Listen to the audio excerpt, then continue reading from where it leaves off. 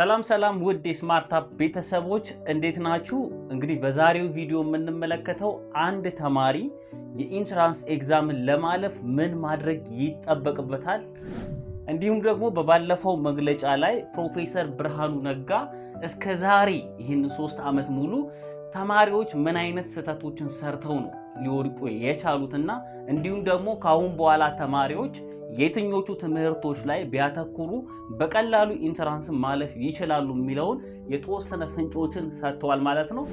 ስለዚህ ይሄንን ቪዲዮ አይተን ተማሪዎች ዘንድሮ ላይ ምን ትምህርቶች ላይ ማተኮር እንዳለባቸውና እንዲሁም ደግሞ እንዴት እነዛን ትምህርቶች መዘጋጀትና የኢንትራንስን ውጤት በቀላሉ ማለፍ እንደሚችሉ ሙሉ ለሙሉ እንመለከታለን ማለት ነው። ስለዚህ ለቻናላችን አዲስ ከሆናችሁ ቻናላችንን ሰብስክራይብ አድርጉ። እንዲሁም ደግሞ ቪዲዮ ከተመቻችሁ ቪዲዮ ላይክ ማድረግ እንዳይረሳ። አሁን ብዙ ጊዜ ሳንፈጅ እስኪ ወደ ቪዲዮ እንለፍ። አንድ ተማሪ ለኢንትራንስ ኤግዛም በሚዘጋጅበት ጊዜውንና ኢነርጂውን የሚያጠፋባቸው ትምህርቶች በኋላ ላይ ውጤቱን ወይንም ምን ያህል ውጤት እንደሚያገኝ እንደሚወስኑት ይታወቃል። እና በባለፈው መግለጫ ላይ እንግዲህ ፕሮፌሰር ብርሃኑ ነጋ ለያለፉት 3 ዓመታት ሙሉ ተማሪዎች ጊዜያቸውንና ኢነርጂያቸውን ያጠፉባቸው ትምህርቶች ለመውደቃቸው ምክንያት እንደሆኑና ደግሞ ምን አይነት ትምህርቶች ላይ አተኩሮ ደግሞ እንደተሸወዱ እንግዲህ የተወሰነ ፍንጮችን ሰጥተዋል። እስኪ ቪዲዮውን እንመልከተውና ከዛ በኋላ እንቀጥላለን ማለት ነው። በትምህርት ደረጃ ትልቅ ውጤት የተገኘበት ኬሚስትሪ ነው። ዝቅተኛ ውጤት የተገኘው የአፕቲቲዩድ ቴስት፣ የተቀረው ሌሎቹ በዛ ውስጥ የሚወድቁ ናቸው። እንግዲህ ቪዲዮውን እንደሰማችሁት እንግዲህ ፕሮፌሰሩ እንዳሉት አብዛኛው ተማሪ ከፍተኛ ውጤት ያስመዘገበው በኬሚስትሪ ላይ ነው። ላለፉት 3 ዓመታት ደግሞ የኬሚስትሪ እና የባዮሎጂ ውጤት ነው ሲቀያየር የነበረው።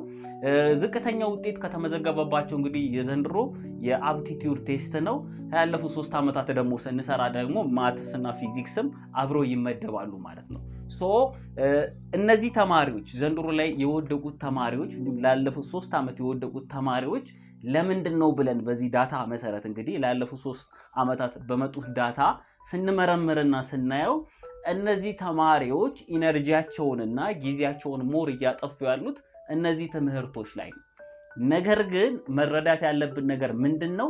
ኢንትራንስ ኤግዛም ላይ በሚመጣ ጊዜ በአንድ ትምህርት ምን ያህል ውጤት አገኘህ ወይንም ምን ያህል ሰቀልክ ሳይሆን ኩሙሌቲቭ ወይንም ድምር ምን ያህል አመጣህ።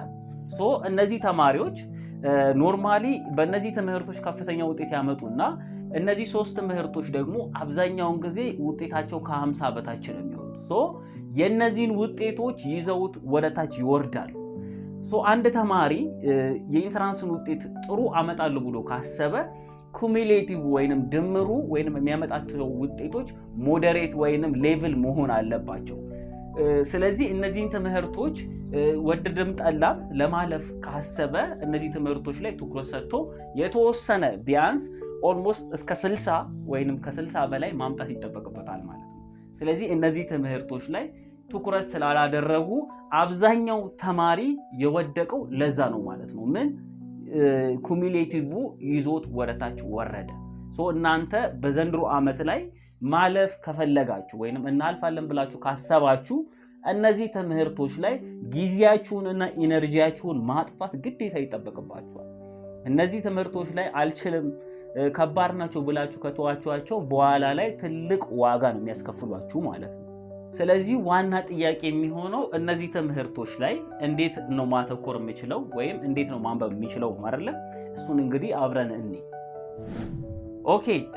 የምንፈተናቸውን ትምህርቶች እንግዲህ በሁለት መክፈል ይጠበቅብናል። የመጀመሪያው እንግዲህ እንዳልኳችሁ ቅድም ኬሚስትሪ እና ባዮሎጂ ለብቻ ነው። እነዚህ 3 ትምህርቶች ለብቻ ናቸው። ለምንድን ነው? እነዚህኞቹ ቲዎሬቲካል ናቸው ወይንም በምናነብበት ጊዜ ማስታወስ ወይንም ሪኮል የማስታወስ አቅማችንን ነው የሚፈትኑት ፈተና ላይ።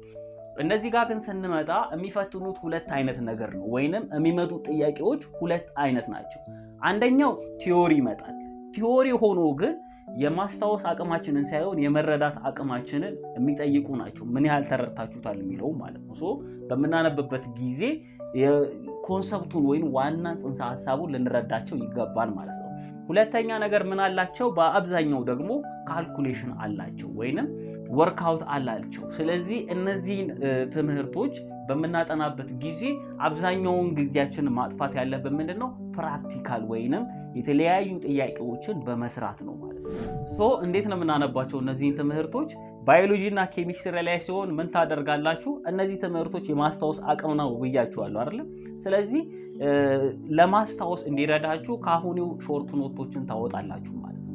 ለባዮሎጂ እና ለኬሚስትሪ ሲሆን ሾርት ኖት ታወጡና በባህሪያቸው በብዙ ጊዜ ስለሚረሱ ብዙም ስለሆኑ ሾርት ኖታችሁን አውጥታችሁ ልክ የኢንተራንስ ፈተና ወይንም ሁለተኛ ሴሚስተር ላይ ስትገቡ ሪፈር እያደረጋችሁ ኖታችሁን በየጊዜው ለማስታወስ ትሞክራላችሁ። እንዲሁም ደግሞ ጥያቄዎቹን እየሰራችሁ ወደኋላ እየተመለሳችሁ ሾርት ኖታችሁን ሪፈር ታደርጋላችሁ ማለት ነው። በእንደዚህ አይነት መንገድ በየጊዜው ሪፈር ስታደርጉት የመረሳት ቻንሱ ይቀንሳል ማለት ነው። ኦኬ፣ ወደ እነዚህኞቹ ወይንም ወደ ካልኩሌሽኖቹ ደግሞ ስናልፍ ምንድናቸው? እነዚህ ካልኩሌሽን ትምህርቶች ፊዚክስ እና ማቴማቲክስ ላይ በደንብ ማተኮር ይጠበቅባቸዋል። አፕቲቲዩድ ላይ ሲመጣ ግን የማትስ እና የእንግሊዘኛ ስብስብ ስለሆነ አፕቲቲዩድ ማትስ ላይ በደንብ ካተኮራችሁ ደግሞ እንግሊዘኛ የተወሰነ እውቀት ካላችሁ አፕቲቲዩድን የመስራት አቅም አላችሁ ማለት ነው። ማትስ እና ፊዚክስ ላይ በደንብ ታተኩራላችሁ። ማትስ እና ፊዚክስ ላይ በምታተኩሩበት ጊዜ ፊዚክስ ላይ ዋና ኮንሰፕቶችን ዲፊኒሽኖችን ማወቅ ይጠበቅባችኋል ማለት ነው። ኮንሰፕት የሆኑ ነገሮችን ሲቀጥል ደግሞ ጥያቄዎቹንም በየቦታው የኢንትራንስ የሆኑ ጥያቄዎችን ፕራክቲስ ማድረግ ይጠበቅባችኋል። ማቴማቲክስ ጋር ስንመጣ ግን ምን ማወቅ ነው ያለባችሁ? አንደኛ ዲፊኒሽን፣ እንደዚህ በቦክስ የምታዩቸው ነገሮች ላይ ትኩረት መስጠት ይጠበቅባችኋል። ቲዮሪ ላይ ሲመጡ እነዚህ ጥያቄዎች እነዚህ ላይ ነው ማለት ነው የሚያተኩሩት። ሲቀጥል ሁለተኛ ደግሞ ካልኩሌሽን ነው። ካልኩሌሽኑን ምን ታደርጋላችሁ? በየዩኒቱ እየሄዳችሁ ጊዜ እየሰጣችሁ የኢንተራንስ የሚመጡ ጥያቄዎችን ፕራክቲስ እያደረጋችሁ በቦታው እየሄዳችሁ እየተመለሳችሁ ካልኩሌት ማድረግ ይጠበቅባችኋል ማለት ነው። እንዲሁም ደግሞ ተጨማሪ የኦንላይን የሆኑ ቪዲዮዎችን ብትመለከቱ ይመረጣል። በቻላችሁት አቅም ብዙ ጥያቄዎችን ስሩ። ከሰራችሁ ሞር የማታገኙት ማርክ ወይም የማትሻሻሉበት ነገር የለም ማለት ነው። ስለዚህ እነዚህ ትምህርቶች ላይ አተኩሩ። እንዲሁም ደግሞ እነዚህ ትምህርቶች ላይ እገዛ የምትፈልጉ ከሆነ ወይንም ያን ያህል እውቀት የለኝም ብላችሁ የምታስቡ ከሆነ ስማርት አፕ ኤዱኬሽን እንግዲህ በኦንላይን ላይ ቪዲዮውን እያወረዳችሁ ሾርት ኖቱንም አውርዳችሁ አብራችሁ እየተጠቀማችሁ እንዲሁም ደግሞ ያልገባችሁን ቅዳሜና እሁድ ላይ ላይቭ ክላስ ላይ እየጠየቃችሁ እየተብራራላችሁ ተማሪዎችን ለኢንተራንስ እያዘጋጀን እንገኛለን። ጆይን አድርጋችሁ ተመዝገባችሁ መማርና መዘጋጀት የምትፈልጉ እንግዲህ ከስር ባለው ስልክ ላይ ኮንታክት ማድረግ ትችላላችሁ። ወይንም ደግሞ ይሄው ቴሌግራም ቻናላችን ጆይን በማድረግ እዛ ላይ ኮንታክትና ማግኘት ትችላላችሁ ማለት ነው። እነዚህ ትምህርቶች ላይ በደንብ አተኩሩ፣ ጥያቄ ስሩ፣ ዴፊኒሽን እና ኮንሰፕቶቹን እወቁ። በተጨማሪም ደግሞ የኢንተራንስ የሆኑ ጥያቄዎችን ሪፈር እያደረጋችሁ ፕራክቲስ አድርጉ ማለት ነው። ስለዚህ እነዚህ ትምህርቶች ላይ ማተኮር እንዳይረሳ። በሚቀጥለው ቪዲዮ እስከምንገናኝ ድረስ ለሁላችሁ መልካም ጊዜ ይሁንላችሁ። ቻው ቻው።